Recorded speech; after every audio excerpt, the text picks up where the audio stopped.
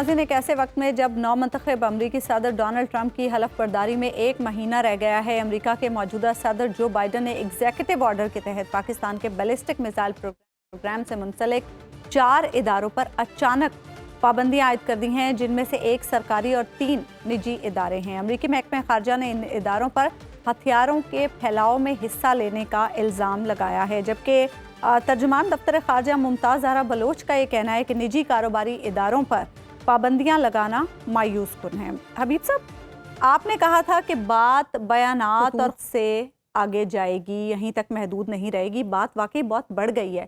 یہ جو پابندیاں ہیں، کیا اس کا تعلق ہمارے سیاسی معاملات سے بھی ہے؟ سیاسی معاملات سے بھی ہے۔ دیکھیے، اس کے 2 پہلو ہیں۔ ایک تو یہ ہے کہ جو ہمارے دفتر خارجہ نے ایک سٹینڈرڈ قسم کا بیان دیا ہے، یہ ایسا لگتا ہے کہ اگر ہمارا دفتر خارجہ یہی سوچ رہا ہے جو یہ بیان بتا رہا ہے، تو پھر اس کا مطلب ہے وی آر سیریسلی مسٹیکن۔ اس کی وجہ یہ ہے کہ یہ جو کہہ رہے ہیں کہ امبیلنس کو بڑھانے کی کوشش ہے، تو امبیلنس اب آپ نے امریکن کانٹیکسٹ میں بیلنس کوئی چیز نہیں رہا۔ یہ پرانی 60s کی اور 70s کی بات ہوا کرتی تھی کہ جب یہ دیکھا جاتا تھا کہ انڈیا اور بھارت میں، خطے میں ہتھیاروں کا بیلنس کیا ہے۔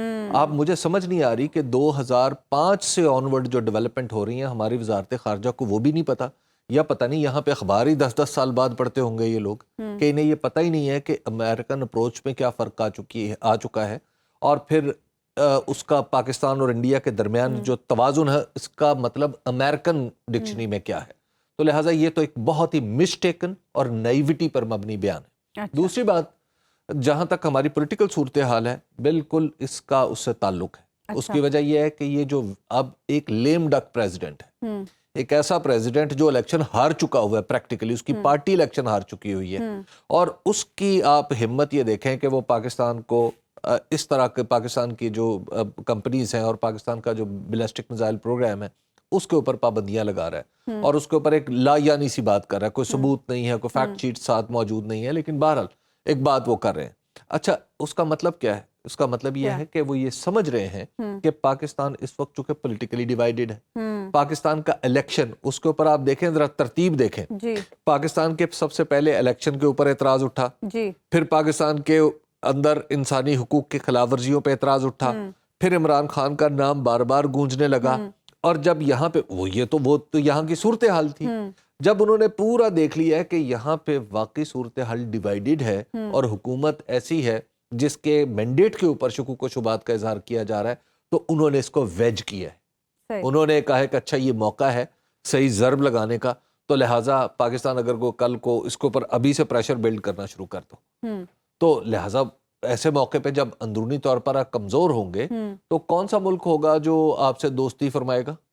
سبھی آپ کو یا تو مشورہ دیں گے یا اس سے فائدہ اٹھائیں گے۔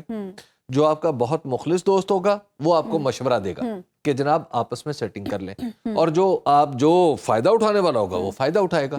تو یہ تو بالکل ایک نوشتہ دیوار ہے کہ اس طرح کی جو صورتحال ہے یہ بھی آگے بڑھتی چلی جائے گی اگر ہم نے اپنے آپ کو درست نہ کیا۔ بائیڈن تو جا رہے ہیں، ٹرمپ آ رہے ہیں، تو کیا سلسلہ یہاں تک ہی رہے گا یا بھی آگے بڑھے گا؟ دیکھیے، مجھے جو ریچرڈ گرینل ہے وہ ٹرمپ کے ممکنہ مشیر ہیں یا بائیڈن کے مشیر ہیں؟ زلمے خلیل زاد سابق ٹرمپ ہی کے مشیر تھے نا، جنہوں نے افغانستان کے ساتھ پیس ڈیل نیگوشیٹ کی تھی۔ انہوں نے کیا آج اپنا ٹویٹ کیا ہوا ہے؟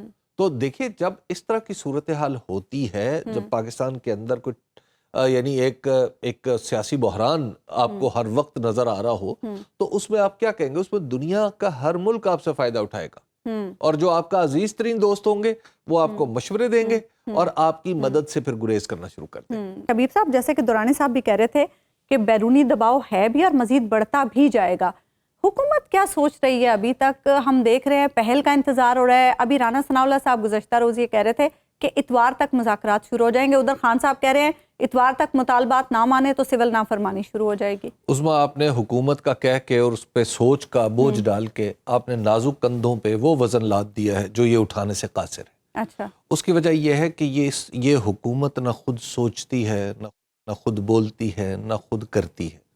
اس کی وجہ یہ ہے کہ نہ یہ سوچ سکتی ہے، نہ بول سکتی ہے، نہ کر سکتی ہے۔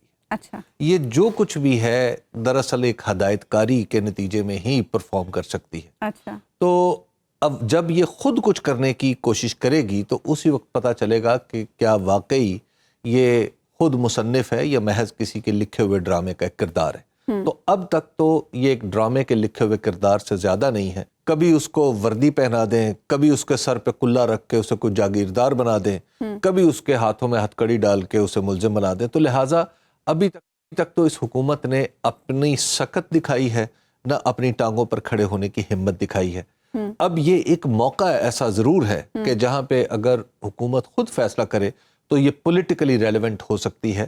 بصورت دیگر تو کوئی ایسا سوچنا کہ یہ کوئی اس جو عدم استحکام سے یہ حکومت نکال لے گی, وہ تو دکھائی نہیں دیتا. اچھا عبیر صاحب, یہ جو خان صاحب نے ڈیڈ لائن دے دی ہے اتوار تک کی, اتوار تک تو حکومت یہ مطالبات نہیں مان سکتی. عظمیٰ مذاکرات میں بیک وقت دباؤ بھی رکھنا ہوتا ہے اور پیشکش بھی برقرار رکھنی ہوتی ہے. اچھا, اگر صرف پیشکش ہوگی تو کون مذاکرات کرے گا, اور اگر صرف دباؤ ہوگی تو بھی دباؤ ہوگا تو کون مذاکرات کرے گا. اچھا, تو پیشکش اور دباؤ یہ دونوں چیزیں ساتھ ساتھ چلتی ہیں. دوسری بات اس میں مذاکرات کے حوالے سے یہ ذہن میں رکھنی چاہیے کہ مذاکرات کبھی بھی انڈیفینٹ پیریڈ آف ٹائم کے لیے آفر نہیں ہوتے. اچھا, ایک خاص مدت ہوتی ہے, ایک خاص مقام ہوتا ہے جہاں پہ آ کے کوئی پارٹی یا ساری پارٹیز مذاکرات کے لیے تیار ہوتی ہیں. تو اب اگر مسلم لیگ نون یا پیپلز پارٹی یہ سمجھتے ہیں کہ جناب اب ایک دفعہ عمران خان صاحب کی طرف سے مذاکرات کی آفر آ گئی تو مسلسل آتی رہے گی, تو ایسا نہیں ہوگا. تو انہیں بھی کہیں فل سٹاپ لگانا ہے.